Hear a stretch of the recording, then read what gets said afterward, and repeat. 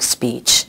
And at the point where they were monitored closely for fluid in the air and hearing loss, they moved ahead. They were able to say two words together. They were able to initiate sounds and words at the beginning and at the end because they now heard them. So you do see real differences. You also see real differences in ability to follow instructions, ability to understand what's going on in the environment because you can hear it. You don't have to just get it from the visual cues and try to figure it out.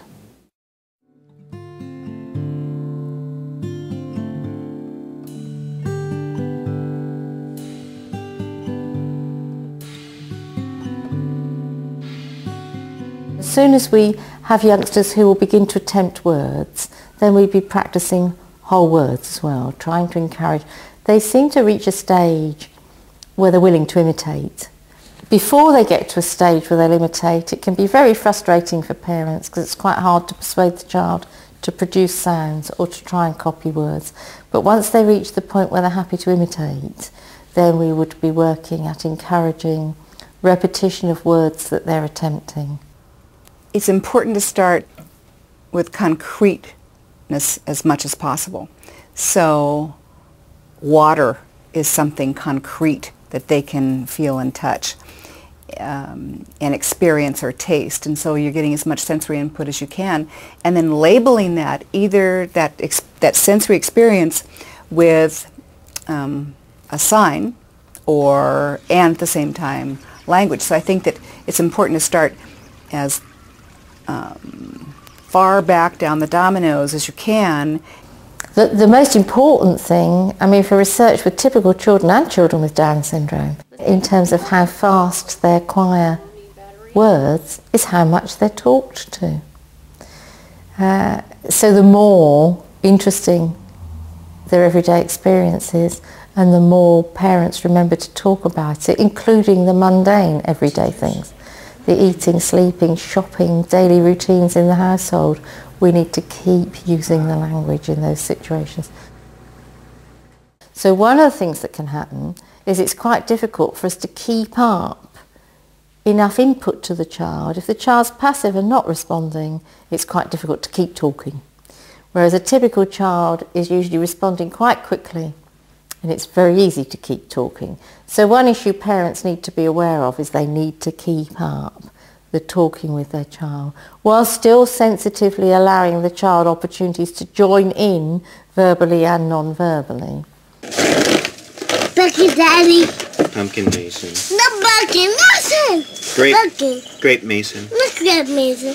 Bucket Daddy. Grapefruit Mason. Red Mason. Orange Mason. Bucket Daddy. Grapefruit Mason. A peanut butter daddy. We've always delighted in his speech production, so on account of that I think he shows us a lot of his verbal constructs for things. He likes to talk about everything, and he's kind of chatty. He'll clam down when it's somebody new and he's not sure whether they're going to want to hear what he has to say, but in the family he's right in there, and he has to be. He has 3 older siblings and talkative parents, and so in our home, to be heard, you know, you need to be really expressive. I have one child who his dad came in and the child was talking away mile to a minute, and he said, she's not saying the words correctly. And I said, she's speaking. Listen to her. She's getting encouragement. She's getting self-esteem. She's getting confidence in her speech. The clarity of the words will come. If I was trying to speak and somebody said, you said that incorrectly, repeat it. I would say it one more time. And if you're lucky, a person with Down syndrome will say it one more time and say, you've had your chance, back off. The parent is often in the dilemma of deciding at the moment without any real preparation for making that decision at that moment, whether to correct the child or not. Okay, if you don't understand what he's trying to say, what do you do? This is one area where the speech pathologist you're working with can be very helpful, because generally the guideline would be to to correct him if you know he can say it correctly. If he's not able to say it, then it just frustrates him tremendously to correct it. And that's an area where the speech pathologist can tell you, yes, he said that in therapy. I mean, the ideal situation is to work very closely with the speech pathologist and for you to be there observing.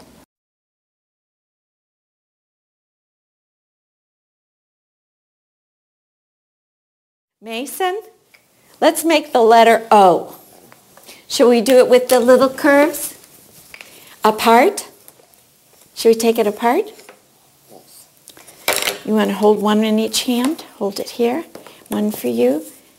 Are you ready? And look at Jan. Look, here we go. Apart, apart, together. Oh, oh, apart, apart, together. Oh, shall we do it with big curves? Let's do it with big curves. Oh, here's two big curves for you.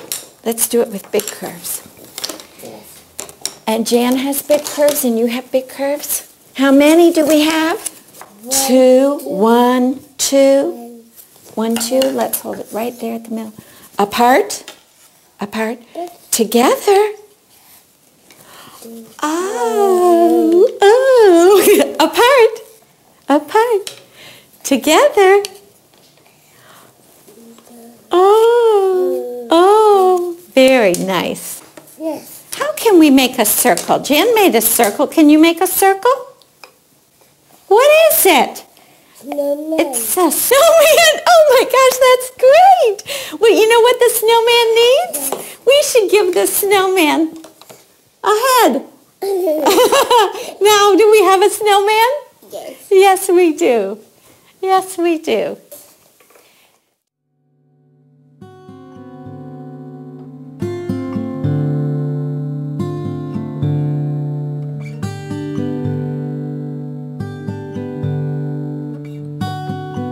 He's signed a bit, but he's decided now that actually he can speak. It doesn't matter that we can't understand him, but why should he sign when he is speaking? So he's got now that if we don't understand him, he'll say the same thing very slowly, so we still don't understand it, but he patiently says it to us. Most children, if not almost every child with Down syndrome, will become a talker. Some children will have less language than others, but most children will become talkers. And it's very important in our view that signing is thought of as a bridge to talking. It allows the child to communicate effectively when we still haven't got clear speech. But all the time, right from babyhood, we'd be worrying about activities to enable them to talk, the speech motor development. I think Gabriel was very frustrated when he couldn't communicate, and he would grunt, or he'd let out a yell or something when he couldn't get across what he wanted to say. But when he started to learn those signs, he didn't lash back or lash out. He would tell you.